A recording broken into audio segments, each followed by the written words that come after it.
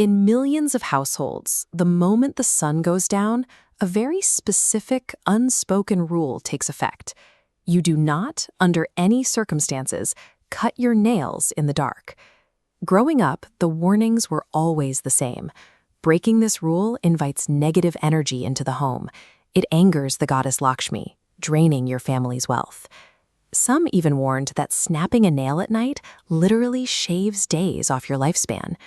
Yet we live in an era of overhead LED lighting and perfectly engineered steel clippers. The act of trimming a fingernail is completely harmless. So if the actual physical danger is practically zero, why do so many modern families still enforce this ban with genuine anxiety? It's incredibly easy to label our ancestors as uneducated or easily spooked by the dark, but that dismisses their reality. This tradition functions as a highly effective public safety code, engineered to protect a population without access to modern medicine. Let us step back about 2 centuries into pre-industrial India. Without electricity, the setting sun meant total darkness. Homes were lit by the weak, flickering glow of a single diya or lantern, throwing harsh shadows across the room. And nobody had dedicated nail clippers. Personal grooming required an open, unprotected knife or a crude sharpened blade that was likely used for heavy chores around the house. Now picture attempting a precision cut on your own hand using that blade, relying on exhausted eyes that have been working manual labor since dawn. Under those specific conditions, attempting to trim your nails at midnight was an act of severe physical negligence. The most immediate risk was obvious: a heavy blade slipping in the dark and slicing deep into the finger.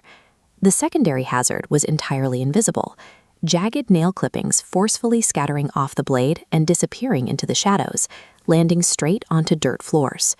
In households where everyone walked barefoot, those sharp, hard fragments turned into tiny landmines hidden in the walkways.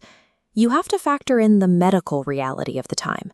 No concept of floor sterilization, no tetanus shots, and absolutely no antibiotics.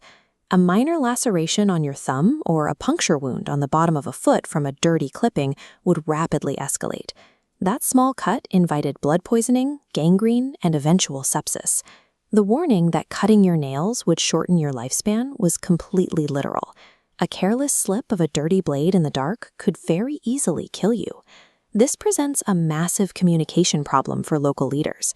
How do you enforce a strict biological safety protocol on a population that has never heard of germ theory?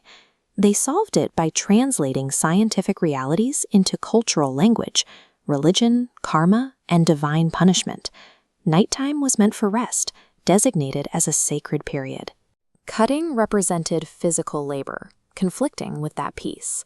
It was easier to say it invited negative energy than to explain a puncture wound. Finally, to guarantee compliance, they tied it to goddess Lakshmi. Fatal sepsis meant losing a provider, guaranteeing financial ruin. This behavioral architecture created a life-saving public health campaign by disguising it as a religious taboo. Today, we navigate electrified homes with clean tile floors, wielding specialized clippers under bright lights. The physical constraints of the 18th century are entirely gone. Trimming your nails after sunset is completely safe. We can recognize the rule for what it is: an obsolete survival guide. It proves the ingenuity of our ancestors, who found clever ways to protect their communities. If you still prefer to get your grooming done during the daylight to honor your family's routine, you are practicing discipline and respect. It makes you wonder how many other ancient, seemingly irrational practices are hiding a layer of cold, hard logic right beneath the surface. True traditions were built to cultivate survival and order. They were never meant to keep us trapped in blind fear.